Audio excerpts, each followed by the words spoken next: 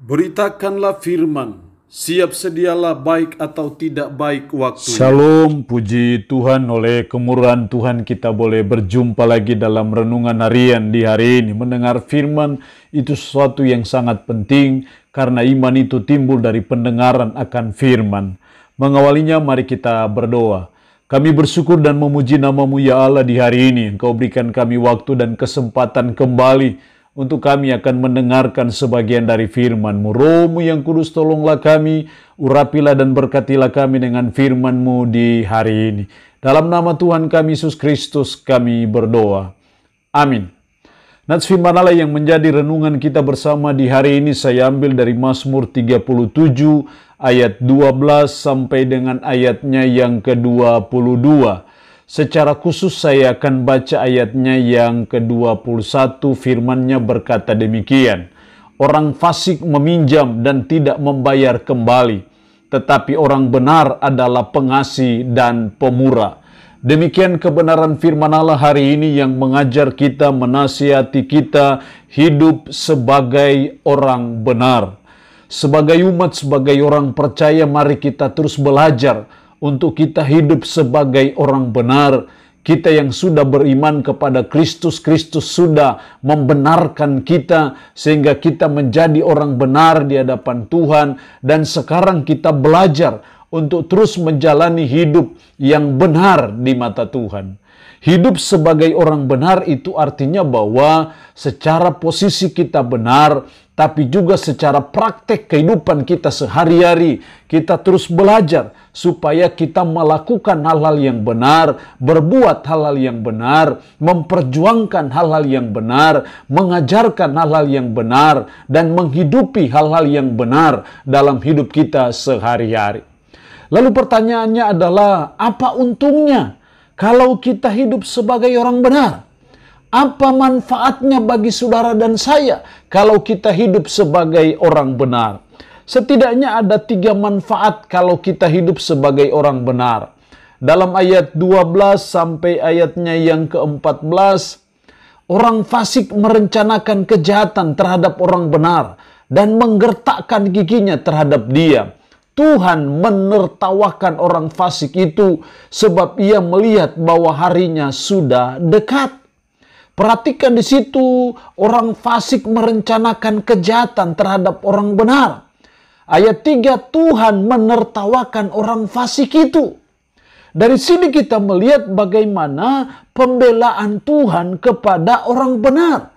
Sehingga ketika orang fasik yang merencanakan kejahatan terhadap orang benar, bahkan menggertakkan giginya, Tuhan menertawakan orang fasik itu.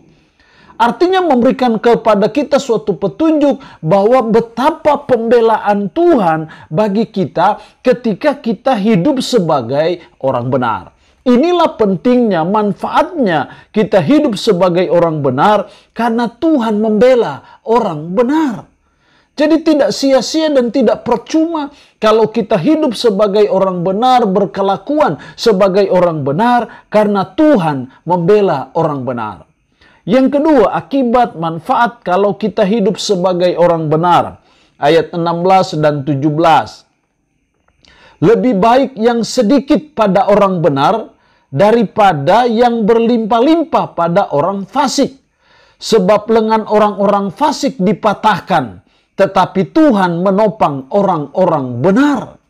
Tetapi Tuhan menopang orang-orang benar. Di sini kita melihat akibat kedua, manfaatnya kalau hidup sebagai orang benar adalah Tuhan menopang orang benar. Artinya menopang artinya bahwa dia selalu menolong kita, dia selalu memberikan solusi, selalu memberi jalan keluar yang terbaik bagi saudara dan saya kalau kita hidup sebagai orang benar. Sebab lengan orang-orang fasik dipatahkan, tetapi Tuhan menopang orang-orang benar. Ketika dia lemah, diberi kekuatan. Ketika dia dalam keadaan sakit, diberikan kesembuhan. Ketika ada dalam masalah, diberikan solusi jalan keluar, diberi suatu kekuatan. Tuhan menopang orang-orang benar.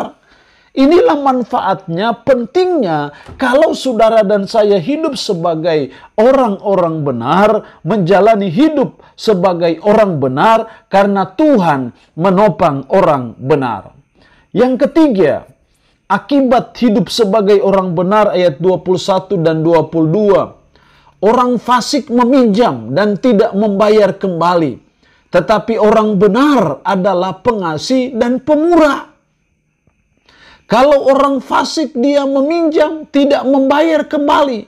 Tapi orang benar adalah pengasih dan pemurah. Akibatnya ayat 22, sesungguhnya orang-orang yang diberkatinya akan mewarisi negeri, tetapi orang-orang yang dikutukinya akan dilenyapkan. Di sini kita melihat bagaimana Tuhan memberkati orang benar. Karena dia pengasih dan pemurah. Cara hidupnya sebagai orang benar, dia pengasih dan pemurah. Makanya ayat 22, sesungguhnya orang-orang yang diberkatinya akan mewarisi negeri. Artinya suatu kehidupan yang diberkati oleh Tuhan karena dia hidup sebagai orang benar. Akibat ketiga kalau kita hidup sebagai orang benar adalah Tuhan memberkati orang benar. Raja Daud pernah berkata, dahulu aku muda, sekarang sudah tua. Tapi tidak pernah aku melihat orang benar ditinggalkan dan anak cucu-cucunya meminta-minta roti. Itulah akibat dampaknya kalau kita hidup sebagai orang benar. Bukan hanya hidup kita yang diberkati Tuhan, tapi anak cucu kita juga diberkati oleh Tuhan. Tidak meminta-minta roti. Jadi mari sebagai umat, sebagai orang percaya kita terus belajar. Hidup sebagai orang benar dalam situasi dan kondisi apapun yang kita alami.